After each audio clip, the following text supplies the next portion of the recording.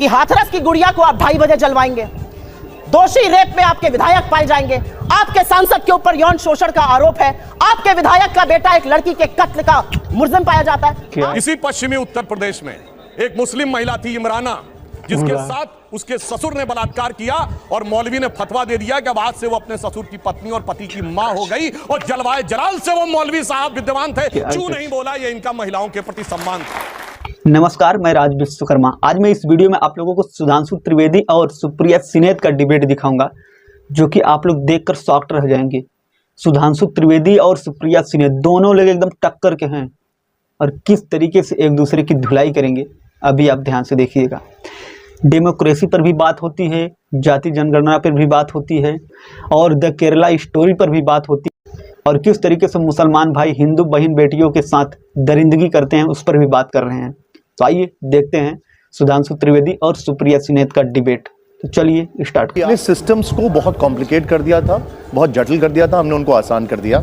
सुधांशु जी का ये कहना है कि हमने कई जगह टेररिज्म रोका, हमने पाकिस्तान को उसकी भाषा में जवाब दिया। उनका ये भी कहना है कि इकोनॉमिक ग्रोथ आज की तारीख में भारत की सबसे अच्छी है विज़ावी बाकी कंट्रीज। आपका इस पे टेक क्या है? अधकचरा ज्ञान जो होता है ना, वो बड़ा खतरनाक होता है। जैसे आधा सच पूरे झूठ से ज्यादा खतरनाक होता है। ये व्हाट्सएप यूनिवर्सिटी राइट।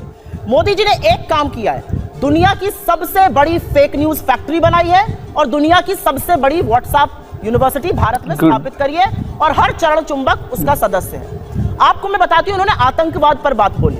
निकालिए अपने अपने फोन। अभी पिछले 2 हफ्तों में राजौरी में और पुंछ में आतंकवादी हमले में हमारे 5 जवान राजौरी में और 5 पुंछ में शहीद हुए। इस देश के प्रधानमंत्री के पास एक क्रिकेटर की उंगली टूट जाने पर ट्वीट करने का वक्त है, लेकिन एक वक्तव्य इस देश के गृह मंत्री का, इस देश के प्रधानमंत्री का हमारे 10 जाबाजों की शहादत पर नहीं आता। आपको क्या लगता है, आप आतंकवाद को स्वीकारेंगे नहीं, एक्सेप्ट नहीं करेंगे कि हमारे जाबाजों की शहादत हुई है तो वो बंद हो जाएगा? उन परिवारों से पूछिए, क्या उनको सम्मान और श्रद्धांजलि इस देश के प्रधानमंत्री को नहीं देनी चाहिए? आप मौन क्यों हैं? 10 जाबाजों की शहादत हुई है पिछले 2 हफ्तों में। 20 जाबाजों की शहादत हुई चीन में, वहां पे गलबैया कर रहे हैं, झूला झूल रहे हैं चीन के साथ, साबरमती में बैठ के शहनाई सुन रहे हैं। ये बात करेंगे चीन पर? 18 बार प्रधानमंत्री चीन में गए, भगवान जाने क्या चीन से रिश्ता है तो चीन का नाम लेने में कतराते हैं। क्यों डरते हैं हमारे प्रधानमंत्री चीन का नाम लेने में? ये सवाल मैं पूछती हूँ, सवाल देश पूछता है। 20 जाबाजों की शहादत हुई है। इन्होंने कुछ बातें बोली, और उन बातों को बोलने से पहले मैं एक महिला हूं, आधी आबादी की बात कर लेते हैं। यहां से मुश्किल से 10 या 15 किलोमीटर दूर पर इस देश की सबसे डेकोरेटेड, सबसे सम्मानित वो लड़कियां जिन्होंने बड़े बड़ों को पटखनी देके हम सबके सीने गर्व से चौड़े किए, 1 महीने से बैठी हैं और यौन शोषण का आरोप आपके सांसद पर लगा रही हैं। आपके मुंह से एक शब्द नहीं फूटता है, एक शब्द नहीं निकलता है। मोदी जी के मुंह से एक शब्द नहीं निकलता है, अमित शाह के मुंह से। क्या ऐसी आपकी फंसी है ब्रजभूषण शरण सिंह से कि आप नहीं बोलते हैं? ये सवाल मैं एक महिला होने के नाते पूछती हूँ। बिल्किस बानो के अपराधियों को किसने रिहा किया? क्योंकि वो मुसलमान थी तो आप बोलेंगे नहीं? अंकिता ठाकुर का जिसने कत्ल किया, जिसने उसको जिस्म फरोशी में ढकेला, वो आपके विधायक का बेटा था। आप क्यों चुप है? आपने वहां पर इमारत ही गिरा दी कि सबूत ही ना मिले।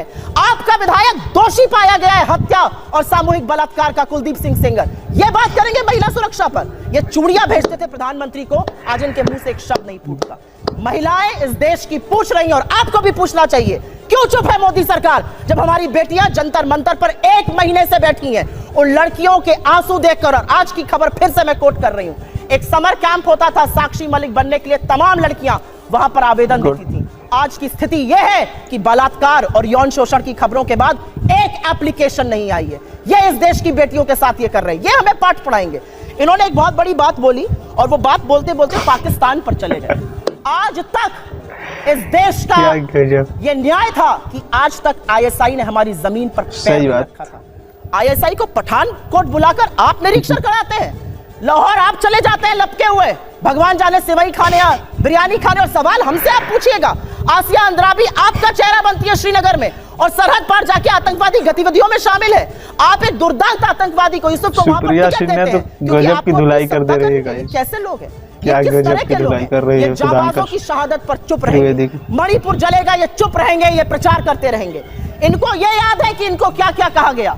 कर्नाटक जाकर क्या कहते थे साहब?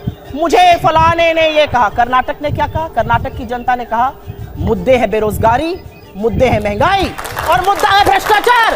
अगर उस पर बात होगी तो हम बात करेंगे, नहीं तो विपक्ष में बिठाने का आपको काम करेंगे। साहब हिमाचल गए थे, हार गए, कर्नाटक गए, हार गए, और ये विश्वगुरु बने फिरते हैं। इनकी बातें सुन लीजिए तो भारत शायद 1947 में ही आजाद हुआ हो, के बाद अब 2014 में आजाद हो गया हो। मेरा अपना मानना है कि कुछ बातें जब समझ में नहीं आती हैं उसको नहीं बार बार बोलना चाहिए। मैंने आपको एक बार पहले भी शो पे समझाया है।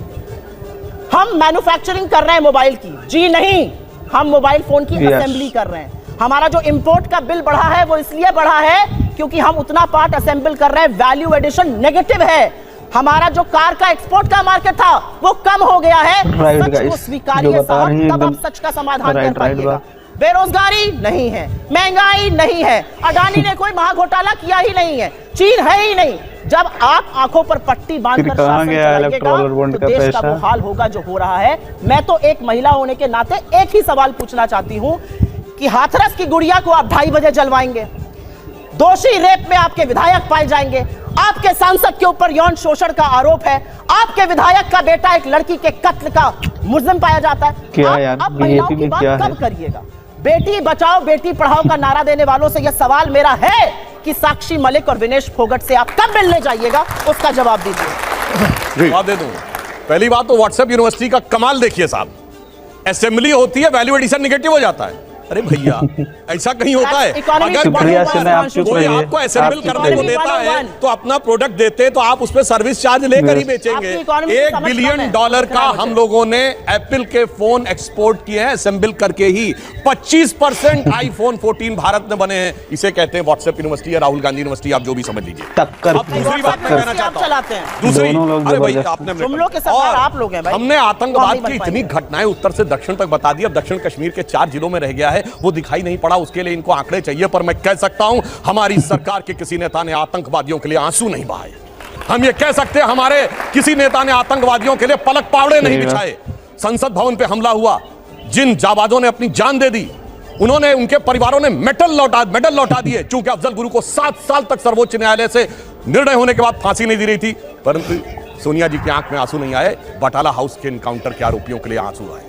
हमने किसी जाकिर नायक को शांति का मसीहा कहने वाले, इशरत जहां को बेटी कहने वाले, अफजल को हालात का मारा कहने वाले, हाफिज को साहब कहने वाले, ओसामा को जी कहने वाले, बुरहान वानी को भटका नौजवान कहने वाले आतंकवाद पे भाषण दे रहे हैं। इसलिए अब महिला की बात करता हूं, बिल्किस बानो की बात ये कर रहे हैं। 14 साल वो लोग जेल में क्या है, मुस्लिम थी इसलिए बोला।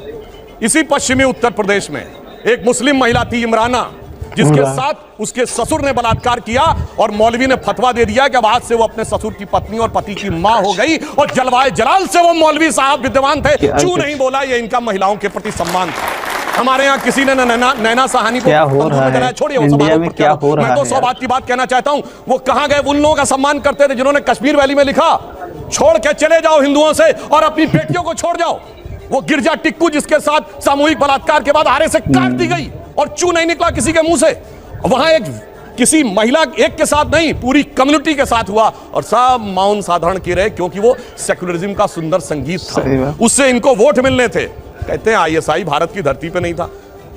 मैडम आपकी सरकार के समय में रिपोर्टें हैं आईएसआई के कितने मॉडल्स काम कर रहे हैं, और जो आप बता रही हैं वो कहानी तो पुरानी हो गई। उसके बाद तो एकदम ही बोलती बंद कर दी पूरी में जो कुछ हुआ बालाकोट में। उसके बाद Imran Khan prime minister of Pakistan बोले पाकिस्तान की नेशनल असेंबली में, जो हिंदुस्तान ने किया है बालाकोट में उससे ज्यादा कुछ खौफनाक ये लोग करना चाह रहे हैं। आप ये सोचिए, आप शांति के कबूतर उड़ाते थे और हमने बाज उड़ाए हैं गुरु गोविंद सिंह जी की तरह। और आपने लास्ट में कहा शायद देश 1947 में, 2014 में नहीं, आप 47 से मानते हैं, ये राष्ट्र सनातन है, चिरंतन है, 1947 में पैदा हुआ नहीं है। इसीलिए इस राष्ट्र को कोई अपने को फादर कहने लगता है, कोई क्रिएटर कहने लगता है, कोई राष्ट्र का निर्माता कहने लगता है। ये राष्ट्र वो है। अब लास्ट में एक बात कर रहा हूं, कर्नाटक बात थी, बिल्कुल अच्छी बात है, पर मैं पूछना चाहता हूं, कर्नाटक में चुनाव परिणाम आए, हम हारे और ये जीते, कांग्रेस जीती है कर्नाटक में। राहुल गांधी जी ने जाकर ये कहा था कि इंडिया में डेमोक्रेसी ऑलमोस्ट खत्म हो गई, सारे संस्थान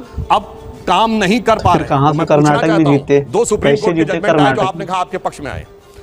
उसके बाद अब इलेक्शन कमीशन सही है कि नहीं?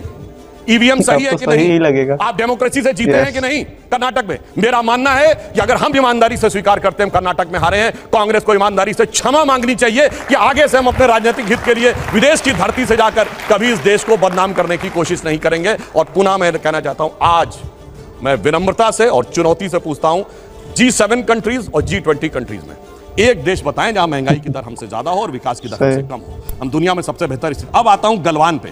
गलवान में हमारे 20 सैनिक बलिदान हुए हैंड टू हैंड फाइट में। देखिए चीन पे इनको कितना भरोसा है।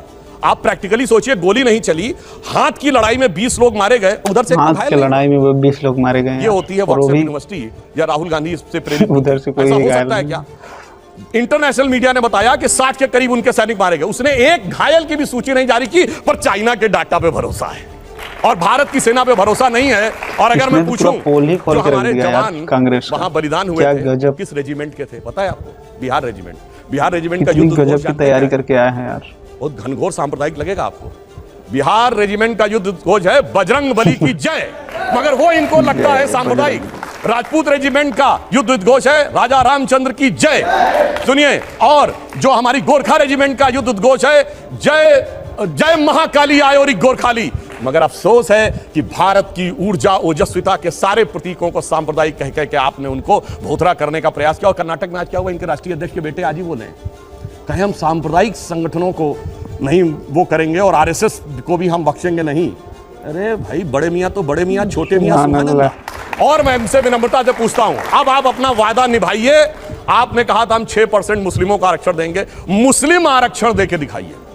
सुधांशु जी एक बात दूसरा मैं पूछ रहा हूं, एक सेकंड प्रतिबंध लगा के हाँ बिल्कुल आप करिए। मैं एक आप ही का एक सवाल को उन्होंने जवाब नहीं दिया, मैं ले लूं एक मिनट फिर आपके पास आना।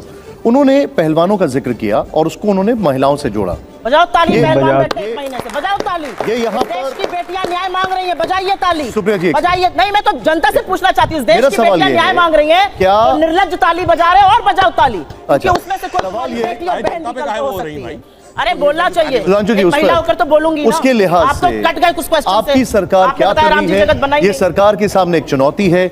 ये एक ऐसा इशू है जो कि बहुत आगे बढ़ रहा है और एक ऐसा इशू है जो कि सेटल डाउन नहीं हो रहा है। हाँ मैं बताता हूं, इसकी तो जांच हो रही है, जांच कोर्ट के भी निर्देश पे हो रही है और इंडियन ओलंपिक एसोसिएशन भी कर रही है, उसका इंतजार नहीं है। मगर ये बताइए, केरल में जो लड़कियां पकड़कर धर्मांतरण करके जिहादी बनाने के लिए ले जाई जा रही हैं, वो तो फेक स्टोरी है। महिला सम्मान महिला सम्मान गायब। और यहाँ जो जांच हो रही है कोर्ट के निर्देश में हो रही है, उसका इंतजार नहीं करना है और ताली बजाना है और वहां कहना, जबकि इनके मुख्यमंत्री ओमन चांडी ने कहा, कांग्रेस के मुख्यमंत्री ने और कम्युनिस्ट पार्टी के मुख्यमंत्री, वहां महिला नहीं, न कश्मीर में चिंता महिला की, न केरल में चिंता। और जहां पर जांच हो रही है, जांच रिपोर्ट आने का इंतजार नहीं, सारी चिंता वहीं पे दिखाई पड़ती है। इसीलिए कहते हैं अंदर से कुछ और, बाहर से कुछ और नजर आते हैं। बाखुदा, आगे मैं नहीं बोलूंगा, वो गाना आप लोग जाके देख लीजिएगा। सुप्रिया जी देख सकते हैं गाइस किस तरीके से सुधांशु त्रिवेदी ने सुप्रिया सिनेत का किस तरीके से एकदम भांडा फोड़ के रख दिया है।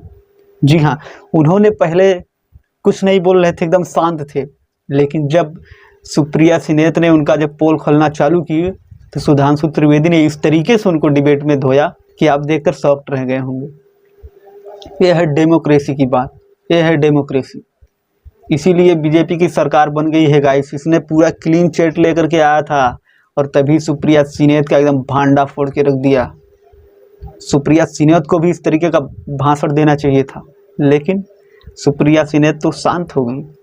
उन्होंने कुछ ही पॉइंट लेकर के आई थे और उन्होंने पूरा अच्छी तरीके से सुप्रिया सिनेत को धो डाला इस डिबेट में। हालांकि ये वीडियो पहले का है, लेकिन देख सकते हैं किस तरीके से डेमोक्रेसी पर बात हुई और सुप्रिया सिनेत का भंडा फोड़ के रख दिया सुधांशु त्रिवेदी ने।